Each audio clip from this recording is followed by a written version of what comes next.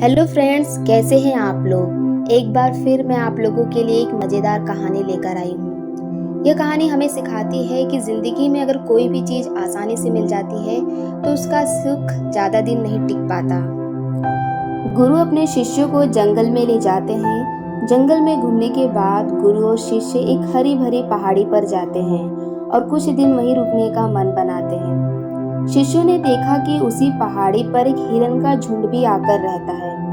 हरी भरी घास देखकर हिरन का झुंड वहीं रहने का मन बना लेता है और उस पहाड़ी पर उन हिरनों का शिकार करने वाला कोई जंगली जानवर भी नहीं था। हिरन का झुंड उस पहाड़ी पर मजे से रहने लगा।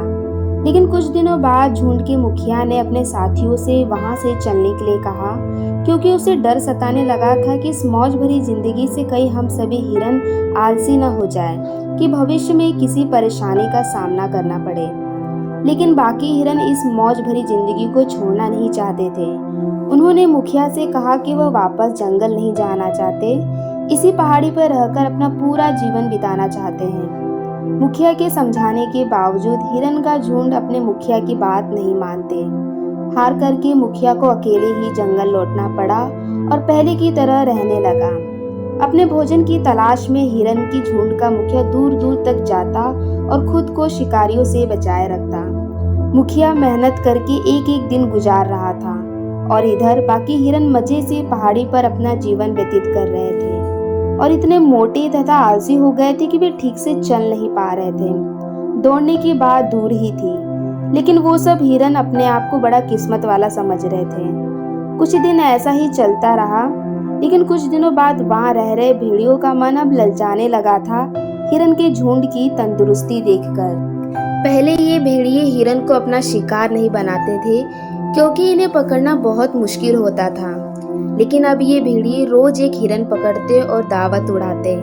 हिरन अपनी जान नहीं बचा पाते थे, क्योंकि मोटे होने के कारण उनसे दौड़ा भी नहीं जा सकता था। शिकार के कारण रोज हिरन की संख्या कम होती जा रही थी। अब हिरन के झुंड को अपने मुखिया की कही सारी बात समझ में आ रही थी और मन में ढेर सारा पछतावा भी था। लेकिन अब हिरन चाहकर भी कुछ नहीं कर पा रहे थे। यह सब देखकर शिष्य ने अपने गुरु से पूछा कि ऐसा क्या हो गया गुरुजी कि अच्छा खाना खाने के बाद और इतने मजे से रहने के बावजूद हिरन अपने आप को क्यों नहीं बचा पाए। तब गुरुजी ने शिष्यों से कहा, हिरन एक चंचल प्राणी है, हमेशा भागदौड़ करते रहता है। लेकिन आनंद भरी जिंदगी मिलने के कारण वे अपना सामान्य जीवन भूल चुके थे, तेज भागना भूल चुके थे, इतने सुस्त हो गए कि अब वे कुछ कर नहीं पा रहे थे। इसलिए हिरन अपने आप को बचा नहीं पाए। फ्रेंड्स, हमारी जिंदगी भी कुछ ऐसी ही होती है। ज्यादातर लोग आसान रास्ता चुनते हैं, सब आसानी से मिल रहा है तो मेहनत करने की क्या जरूरत। पर बाद में उन्हें एहसास होता है कि यह रास्ता उनके लिए खतरनाक है। और कुछ लोग होते हैं जो कठिन रास्ता चुनते हैं। कठिन रास्ता शुरू में जरूर मुश्किल लगता है, लेकिन भविष्य में यही रास्ता हमको हमारी मंजिल तक पहुंचाता है।